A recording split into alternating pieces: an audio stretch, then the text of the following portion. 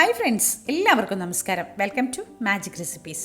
ഇന്നൊരു ചമ്മന്തിയാണ് ഉണ്ടാക്കാൻ പോകുന്നത്. അതിന് വേണ്ടിയിട്ട് 50 ഗ്രാമോളം ചെറുള്ളി നന്നാക്കി വെച്ചിട്ടുണ്ട്. വറ്റൽ മുളക് ഒരു 10-18 എണ്ണം എടുത്തിട്ടുണ്ട്. വാളംപുളി ഒരു നാരങ്ങ വലിപ്പത്തിൽ അതും എടുത്തിട്ടുണ്ട്. തേങ്ങ അരമുറിയുടെ പകുതിയോളം എടുത്തു വെച്ചിട്ടുണ്ട്.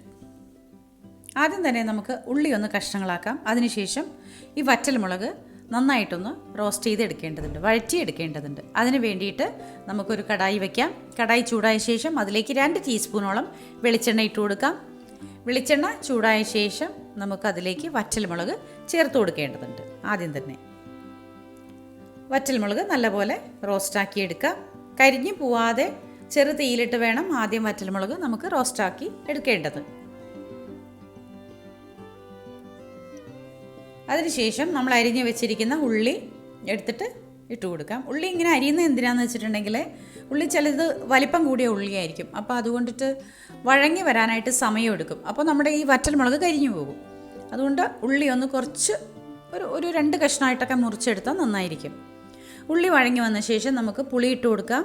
വാളംപുളിയാണ് എടുത്തിരിക്കുന്നത്. അത് എണ്ണയിലിട്ട് നന്നായിട്ടൊന്ന് മയപ്പെടുത്തി വഴറ്റിയെടുക്കാം.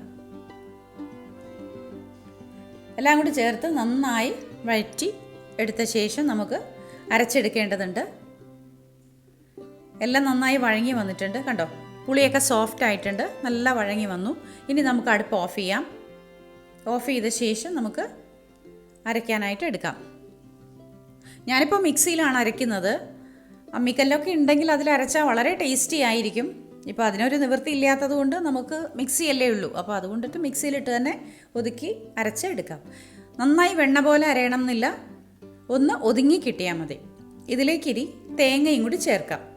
കണ്ടോ, നമ്മൾ ഒരു അരമുറി തേങ്ങയുടെ പകുതിയാണ് എടുത്തിരിക്കുന്നത്.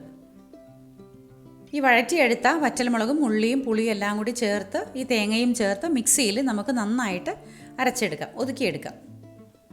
കല്ലുപ്പും ചേർത്തേക്കുക കേട്ടോ. ഞാനിവിടെ കല്ലുപ്പാണ് ചേർത്തിരിക്കുന്നത്. കല്ലുപ്പ് ഇല്ലെങ്കിൽ പൊടിയുപ്പ് ചേർത്ത് മിക്സ് ചെയ്താലും കുഴപ്പമില്ല. അരയ്ക്കുന്ന സമയത്ത് തന്നെ ഇതങ്ങ് ചേർത്തേക്കാം. കണ്ടോ, നല്ല പോലെ അരഞ്ഞു കിട്ടിയിട്ടുണ്ട്. അപ്പോൾ ഇതാണ് നമ്മൾ ഇന്ന് ഉണ്ടാക്കിയിരിക്കുന്നത്. വളരെ ടേസ്റ്റി ആയിട്ട് ചോറിന് കൂട്ടാം, കപ്പയ്ക്ക് കൂട്ടാം, ഒക്കെ പറ്റുന്ന വളരെ ടേസ്റ്റിയായ ഒരു ചമ്മന്തിയാണ്. എല്ലാവരും ഉണ്ടാക്കി നോക്കുക.